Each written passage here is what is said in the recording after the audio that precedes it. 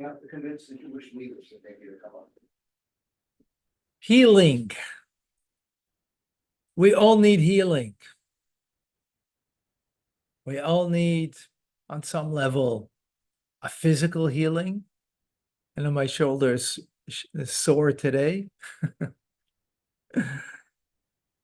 And we all have something. And what would we do to be healed? How far do we go to be healed? How about spiritual healing? For certain, we need that. There's always something dark that lingers within our soul, a stain that hasn't been cleansed yet, and that also needs healing. We're much more apt to seek physical healing than spiritual healing. The truth is that all physical healing is a spiritual malady. As the saying of the Mizitra Maggid is, a small hole in the body is a huge gaping hole in the soul. So sometimes, not all the time, when anything is bothering and painful on the physical level, we need to look not just as a physical healing, but a spiritual healing. Welcome to Tanya Today. I'm Rabbi Ronnie Fine coming to you from Chabad Zichron Kadesh in Montreal, Canada, where it's a privilege, a pleasure to share with you the Tanya. We continue in our 10th letter.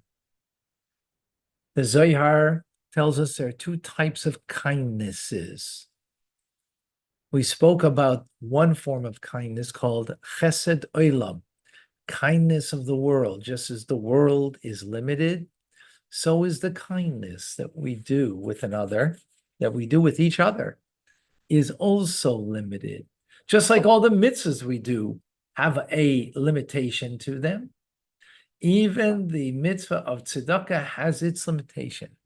Being charitable, you give up to 20% according to Jewish law.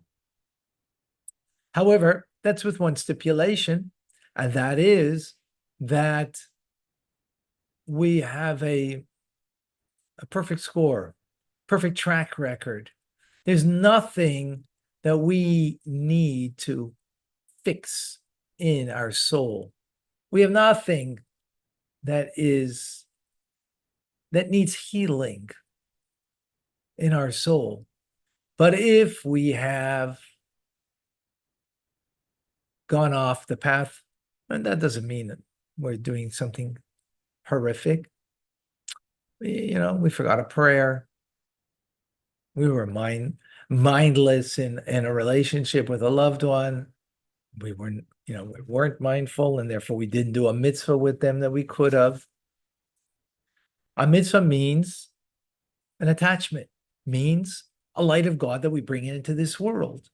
And if we lacked to bring a specific mitzvah of the 248 positive commandments of God, that opportunity is gone.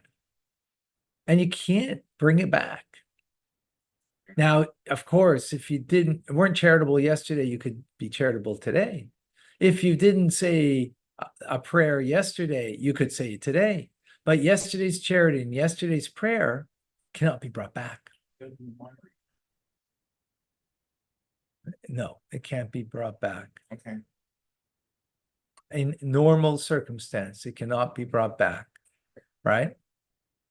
Normal circumstance, right? As we've learned till now, if you act in the limited way of doing mitzvahs. However, like you said, David, in the Mimer, and what the Alter Rebbe says here, if you do tshuva, and that tshuva, that penitence, that repentance is from the depths of the heart, with regret, right? That you feel bad that you really feel bad that you missed the opportunity of a mitzvah to bring that divine light into this world. You were lacking. You now reach to a higher place than even the mitzvah. Mitzvah is God's will and commandment from his as an expression of his will. But when you do tshuva, you're touching the master of the will, right? The person himself, God himself. Right. Now, in order to elicit a light from not the will of God, but beyond the will of God, from God himself, this infinite light, I need to act in a way of infinity over here in order that I can elicit the Rav Chesed, the abundant infinite light of God that is of God himself. You see, the will of God is expressed in 248 lights, rays. So therefore, a ray is limited, right? Relatively speaking, as opposed to the core of God, which you touch in tshuva, that it's infinite. It's an abundance of the lights. But to elicit that, I have to do something here in abundance too. So tshuva is part of that, the penitence, but it's not sufficient. Because if I want to bring that light down here, right, to bring that infinite light in order to fill the gap of something that I was lacking previously, so I need to do something down here that's also of an infinite nature. That's Rav Chesed. Now, what does that mean? So I would suggest instead of making a comment, that means you're going forward rather than being present. Okay, and then you're going to have a challenge in staying. Okay. So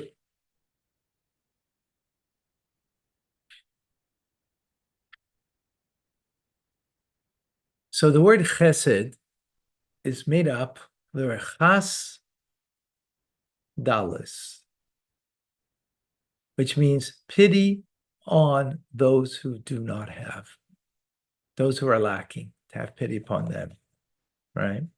Meaning to give to those who are lacking, right?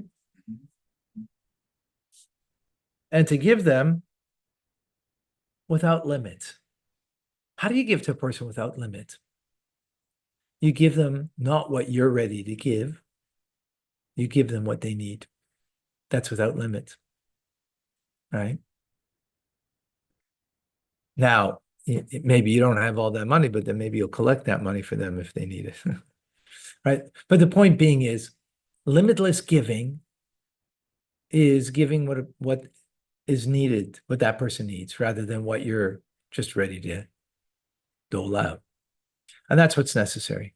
Where do we get that from? Well, that's what God does. God is giving us, we have nothing of our own, right? We can create ourselves. We're nothing. Before God, we are nothing. So it means we're pretty destitute. And what does God do? He gives. He gives us infinitely, without measure. That's what he does. So if I have a blemish in my soul and I want to rectify that, right? The way I can only rectify it is by giving in this limitless way, right? Which might be over 20% of my, right? We said before that you give maximum 20%.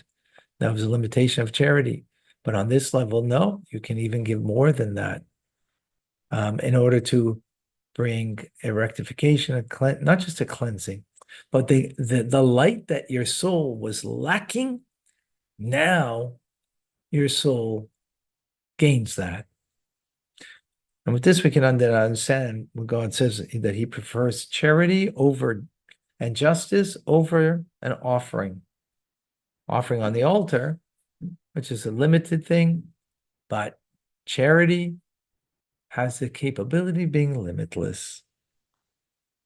Now, you might ask a question, but the law says clearly to give up to 20% and not more. That's what the law says. So this is, the Alter Rebbe says, that's true. That's only if you're healthy. But imagine for a moment, physically, you had an ailment, and the only way you could live is by spending half of your money on, the healing process. Let's say, what would you do? Of course you do it. Because what's your money worth if you're not going to live, right? So same thing in the spirit. What's your money worth if you need soulful healing? So therefore, give whatever it takes in order to gain the healing. And the healing here, and the spirit we're talking about, because the soul is lacking, it's missing. So you're giving in a way that you're touching not God's command, but God himself, beyond his command, which therefore that elicits an infinite light because you're giving in this infinite manner. That is so powerful. Again, what does it mean? How can you give infinitely? God can give infinitely because everything is his. How could I? But I only got $100 on me, so I can't give you more. That's all I have. Infinite giving means not what I'm ready to give, as we said, but what is needed, I will give. What this person needs, I will give. That's an infinite form of giving. That's not so easy, right? Another way, maybe, you got your last $10 on you. Imagine you gave that to charity, and now you don't know exactly where you're going to get lunch from. Because that was to buy lunch, but you gave it to charity instead. In a way, that's like an infinite kind of giving. It's only $10.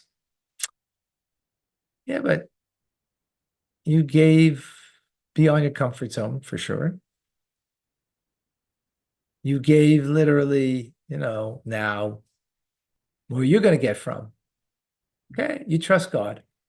I have a beautiful story that I tell from time to time of a friend of mine, a shliach in Toronto, Rabbi Zaltzman, his grandfather. This happened during the war in no.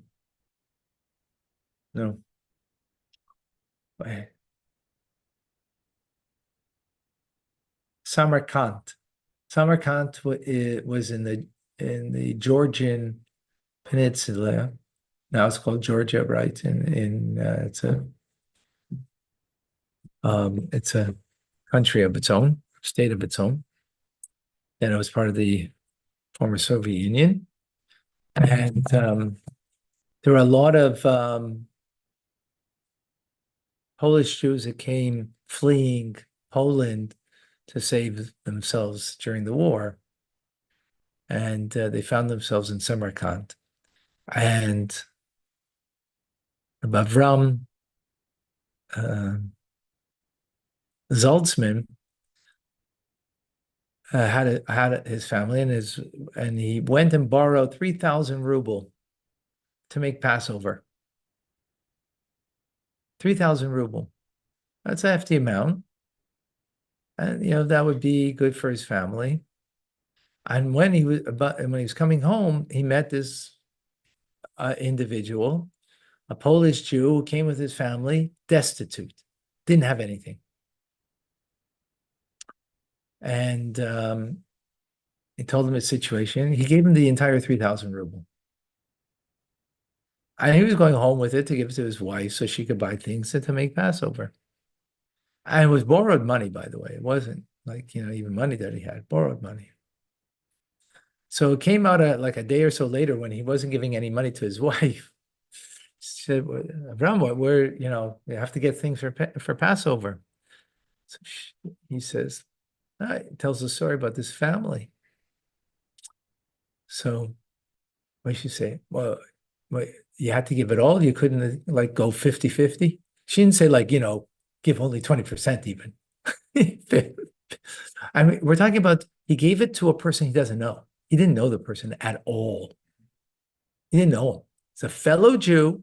I mean, he was a religious Jew, so he knew, he was a chassid of not a Lubavitcher even. Wasn't a Lubavitcher chassid. He was a fellow Jew. So like 50-50? And that itself is like, who would say 50-50? Who would do that? Real people. Real people. But Avram it was even like, so he says, don't worry. He is got no one to ask. He's got no one that he knows here. And we've been living here for years, for a few years now. I'm known in the community. I'll be able to get more money. Don't worry about it. So it was. That is being charitable. What's called Rav Chesed. Now, not to take away that if you gave $10 and you kept for yourself 100, you only gave 10%. I don't want to take away from that. Of course, it's amazing. So be it that the whole world should give 10%. So be it. Imagine that. Imagine that. What a different world we live in, right?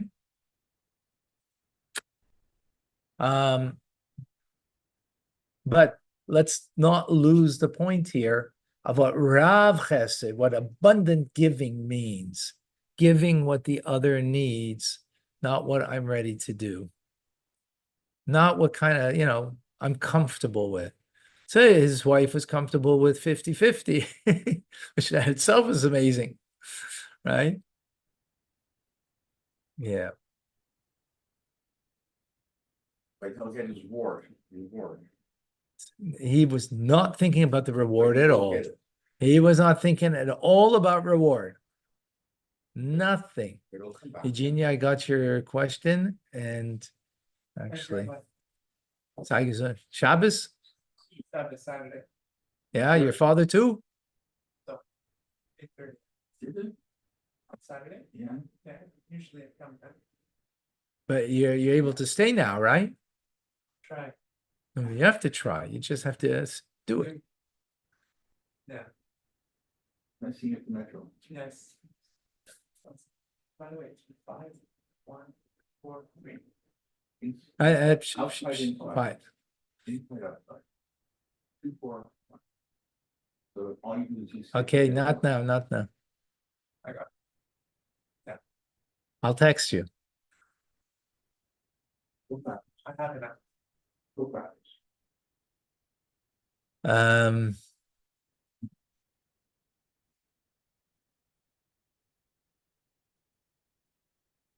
Yeah, I don't see any questions. Am I missing something over here?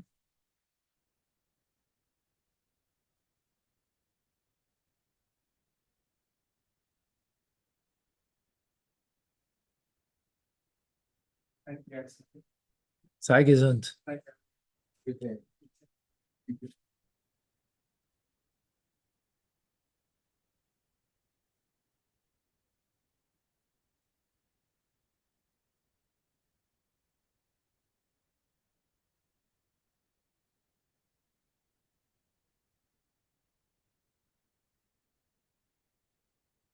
No, I don't see.